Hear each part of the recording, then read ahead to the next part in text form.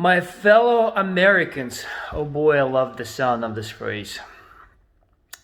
Like most of you, I recognize the consequential nature of this election and maybe even existential nature of this election.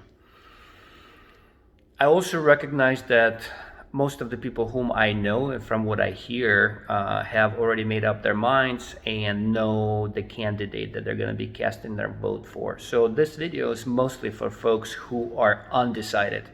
So my hope is that once you finish watching this video, it will give you a good reason to choose the right candidate, so to speak.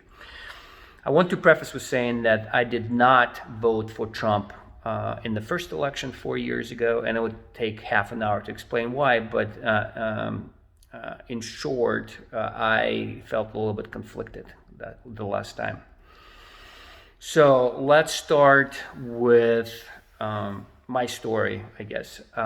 Folks who know me know that I came illegally to this country. I came through Mexico in 1994. It took several years to become legal and, become a citizen. I'm a proud American.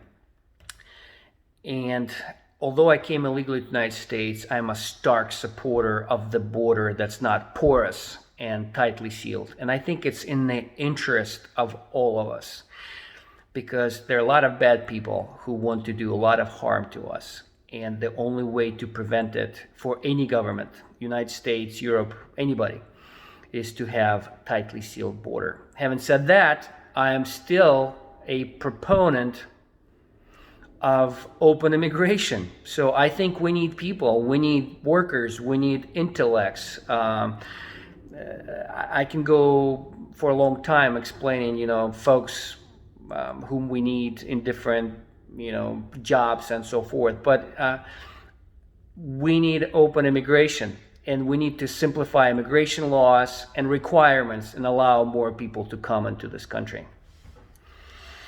For those of you who know me, also know that I was born and raised in the former Soviet Union. I fled the country roughly 3 months before the coup occurred and the USSR broke up. However, I was already a pretty grown individual, so I understood what was happening in the Soviet Union.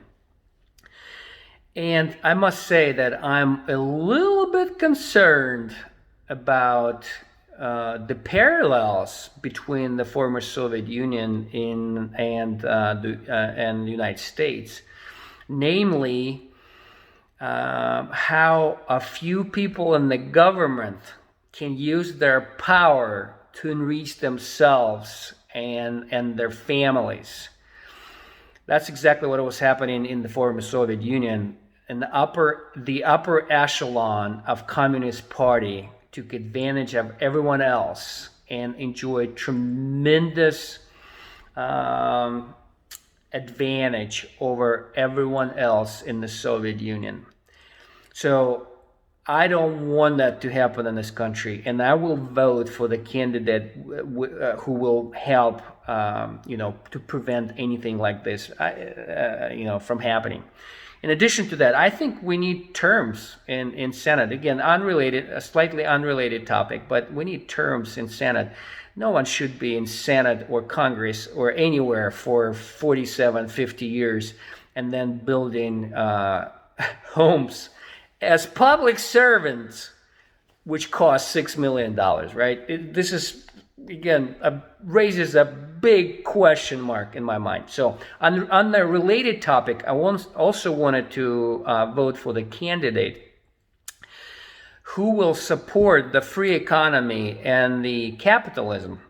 I grew up in the Soviet Union, so again, I saw firsthand how capitalism broke socialism. So my view on this is there are natural laws. Newton's laws, economic laws, all those laws, natural laws, are often invisible. If you ignore them, you will pay the consequences. And that's exactly what will happen if we vote for senators, congressmen, and presidents who support an inferior socialistic system, and we need the candidate who is pro-market economy and supports capitalism.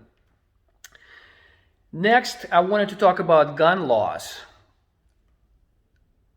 I grew up in the country where guns were banned.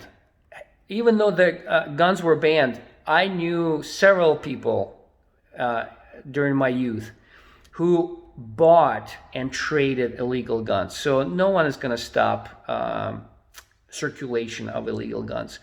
But founding fathers were very wise, and there's a reason why Second Amendment is included in the Constitution. So many corrupt countries, look at Russia, you don't have to go too far away, change their constitution, change their constitutions almost like yearly, and look what happens in those countries.